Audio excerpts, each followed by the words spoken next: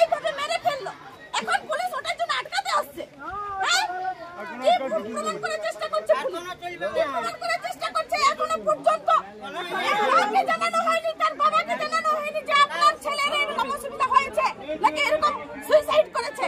এখন নিজেরা ওটা প্রমাণ করার চেষ্টা করছে যে সুইসাইড করেছে, কিন্তু আমরা এটা বিশ্বাস করছি না। ওরা টর্চার করেছে ছেলেটার উপর, দিনের পর দিন তাই বাধ্য হয়ে ছেলেটা এরকম পরিস্থিতি নিতে বাধ্য করেছে। এটা কি হচ্ছে পশ্চিম বাংলায়?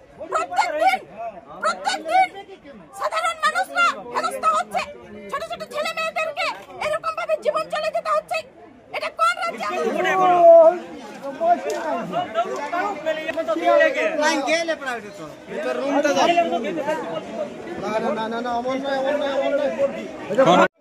একজনকে মিশন থেকে উদ্ধার করলে সেটাকে পুলিশ নিয়ে যাবে,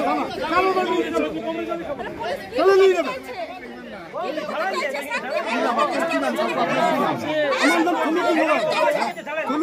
আপনি কে? আমি যে মরেছে তার আমি আমাদের ঘরের ছেলে, একজন আমাদের বালককে, একজন আমাদের এইভাবে মেরে ফেললো। এখন পুলিশ ওটার জন্য আটকাতে আসছে। কি প্রমাণ করার চেষ্টা করছে? প্রমাণ করার চেষ্টা করছে এখনো পর্যন্ত।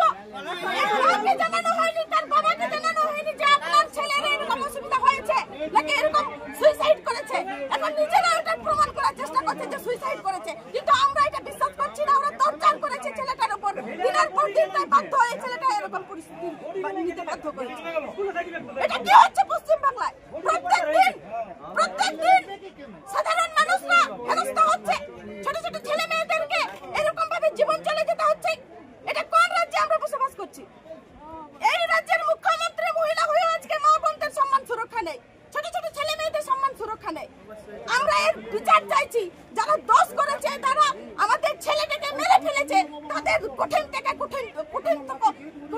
কঠিনতম আমরা শাস্তি চাইছি, তাদের ফাঁসি চাইছি। এটাই আমরা আজকে আমাদের মাকে আমরা এই দেশ থেকে ছাড়বো, এই দেশ থেকে আমরা ছাড়বো।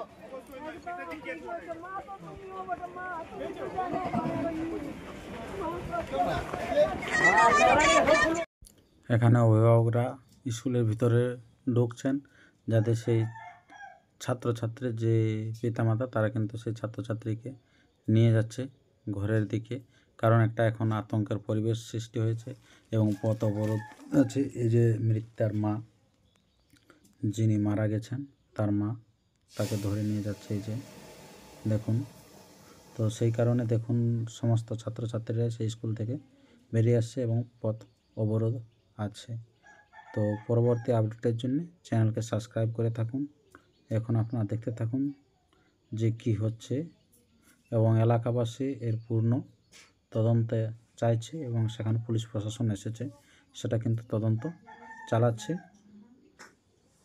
ঘটনাটি ঘটে কেন্দা থানার অন্তর্গত কেন্দা গ্রামের এক বেসরকারি স্কুল।